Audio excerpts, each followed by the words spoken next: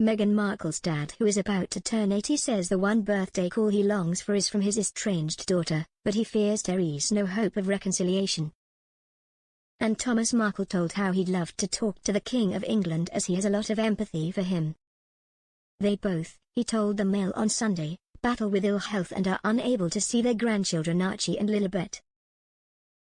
They have two grandpas who want to see them, one of whom is the King of England. I never in my 80 years thought I'd be in the same boat as the King, he told the Moss. I would love to speak to him because I am sure he has as many unanswered questions as I do. Neither of us deserves the treatment we've received. He is going through cancer treatment and I'm not in the best of health. I'm not afraid of dying. It is what it is. I have so many questions I'd like to ask Meghan and Harry. The main one being, why have they treated not only me but the royal family and the King so badly? Thomas says when he turns 80 on July 18, he knows that one call from his estranged daughter he pines for won't come on the massive milestone he never thought he'd see.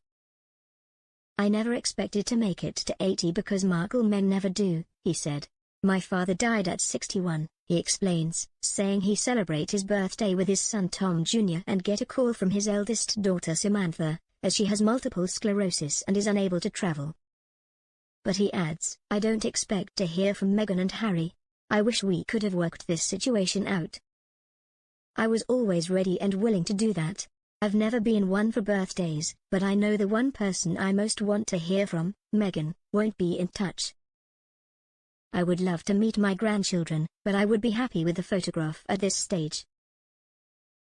He added, it upsets me that the Markle name is now associated with negativity.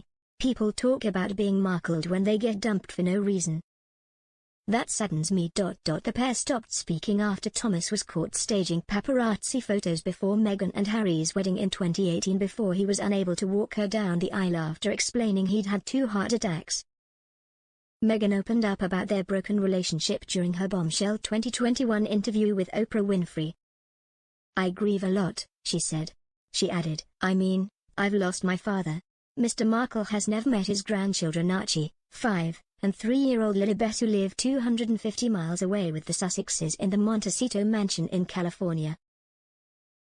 Speaking to the Mail on Sunday from his cliffside home in Rosarito, Mexico, when I reflect back on my life, as you do when you are approaching 80, that's one of the questions I cannot find an answer for. Why didn't Harry ever come to meet me? He has the resources to fly around the world, and does. That has never made sense to me. What man gets married without meeting his wife's father? Mr. Markle said he was touched when he watched the Trooping the Colour, which saw Princess Kate join her children in public for the first time since her cancer diagnosis, but said his grandchildren should have been there too. Mr. Markle said, it struck me as very sad that Meghan and Harry's kids are being denied the right to know their cousins, who look like fantastic children. I feel sad that Lilibet and Archie don't have the chance to get to know their cousins and take part in things like Trooping the Colour, which is their birthright. They are getting to the age where they will start asking questions, as all kids do.